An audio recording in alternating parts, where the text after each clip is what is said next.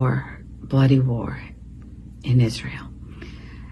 I am shocked to find now a new war has broken out, not only on our college campuses, but hey, you guys, I came before you some days ago on the first day of a war, bloody war in Israel. I am shocked to find now a new war has broken out, not only on our college campuses, but in the halls of Congress. Today, a man bespectacled yelled in the face of Marjorie Taylor Greene.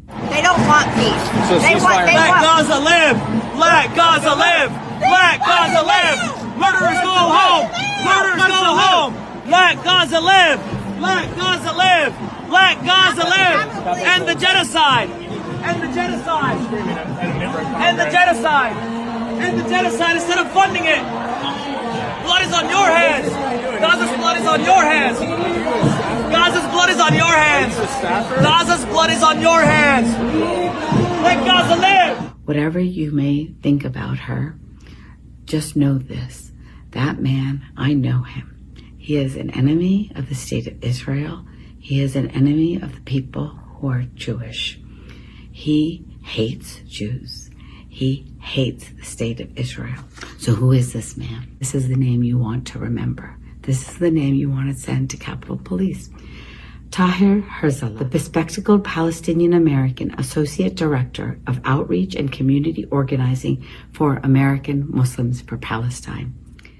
You've now seen Students for Justice in Palestine marching at Harvard and other campuses like UC Berkeley. Well, the man that created Students for Justice in Palestine, Hatem Bazian, or Hatem Bazian as his adversaries call him, created American Muslims for Palestine. The good folks at the Canary Mission have done a great job documenting their hate. What if, as Muslims, we wanted to establish an Islamic State? Is that wrong? What if, as Muslims, we wanted to use violent means to resist occupation? Is that wrong?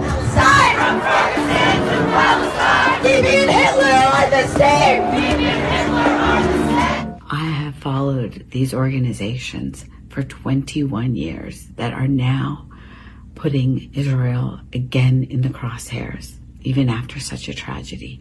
Who are they? Organizations like the Council on American Islamic Relations, Dream Defenders, Electronic Intifada, Islamic Networks Group, Empower Change, MoveOn.org, Muslim Advocates, Muslim Matters, Black Lives Matters, Engage, Antifa, Justice Democrats, Rethink Media. Tahir Herzl, who is he? Let me tell you my confrontations with him. It was in the halls of Congress.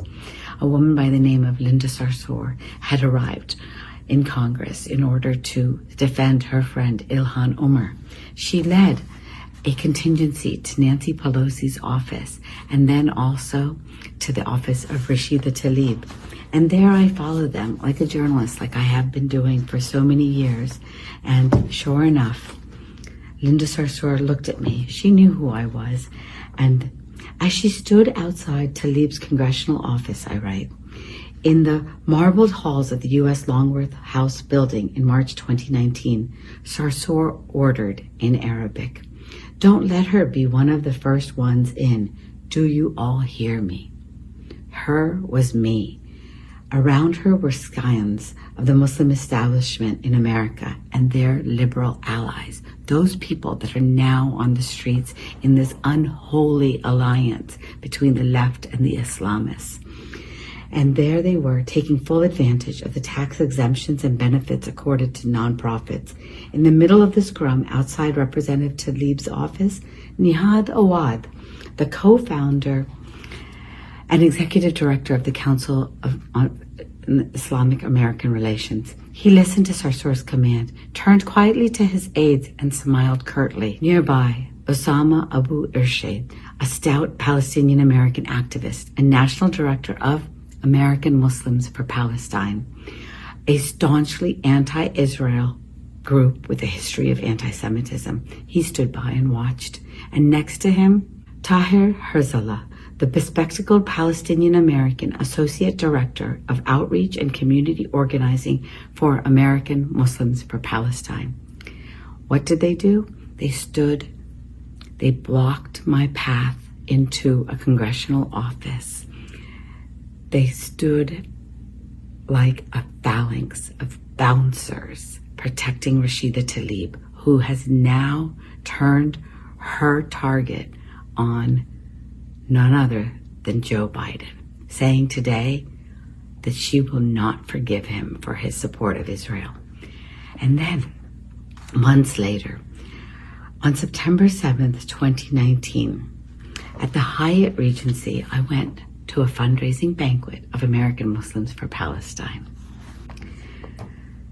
There, Tahir Herzl stood, one of the Irvine 11 prosecuted for interrupting the Israeli ambassador Michael Oren's speech in 2010.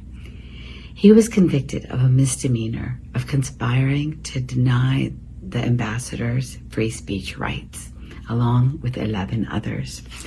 And this man then was hosting American Muslims for Palestine, where the keynote address was supposed to be none other than the CNN host who